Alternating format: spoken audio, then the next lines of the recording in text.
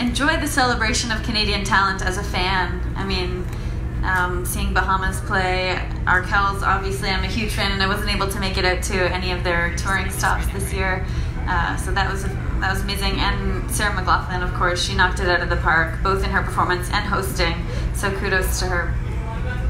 I would like to say that Tessa and I, we presented, and then after we presented, they said, you're going to go back now to the media room, which we are now.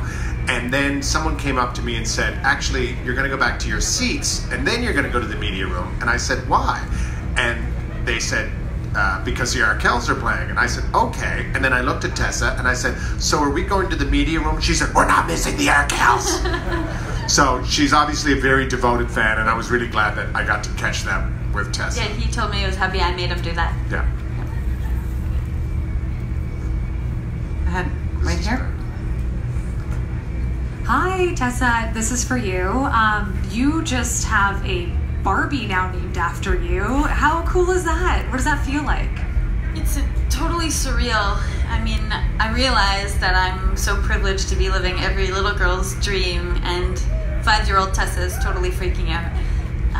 But what's meaningful is what it signifies, and that is Barbie's commitment to closing that dream gap, surrounding the fact that when girls turn 5 years old, they already start doubting their self-beliefs and their capability, and boys just don't feel that. So it's so neat. I had a moment when I saw 20 dolls represented globally, these women who really are breaking barriers and are inspiring the next generation of girls, and it's such meaningful work, and I'm just honored to be a part of this, and it is totally strange to have my very own Barbie.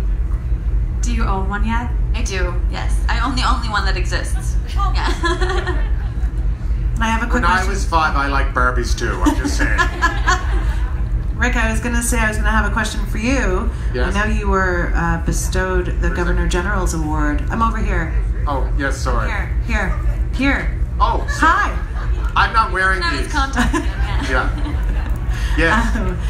Congratulations. Thank you very much. What do you think? Yeah, that deserves a round of applause. It's pretty awesome. Yes, I know. But these are journalists. They don't have to applaud. Well, I couldn't, encourage it. Journalists don't have to applaud. I can try. They can smile on the inside, or What do you think makes Canadian artists so special?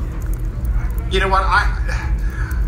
All artists obviously have a point of view, and I don't know a single artist that's not driven. The place where they come from is not a very important part of their point of view.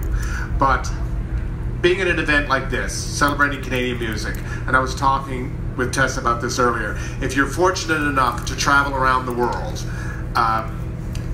wherever you are in the world, I think Canadians, if they've traveled, they've had this experience where they're in a taxi, or they're in a hotel lobby, or they're just in a restaurant or a store, and they listen and they hear the Trues playing, or they hear Sarah McLachlan, or they hear Celine, or they hear whoever, the Arkells, and it is such an amazing, proud moment. As a Canadian, you want to look around and kind of smack people on the shoulder and go, that person's Canadian, that's a Canadian artist. And you're just filled with overwhelming pride, and it's one of our greatest exports, and it's an export where we punch well above our weight, and it's an export that only brings joy to the world and pleasure, and that's why it's so important to be here, and that's why, as a Canadian artist, even though it's not my genre, I have no skin in the game, I'm really happy to be here for that reason. Amazing. Well, thank you for being here, both of you. Thank you. Thanks. Enjoy the rest of your evening. Have a great night.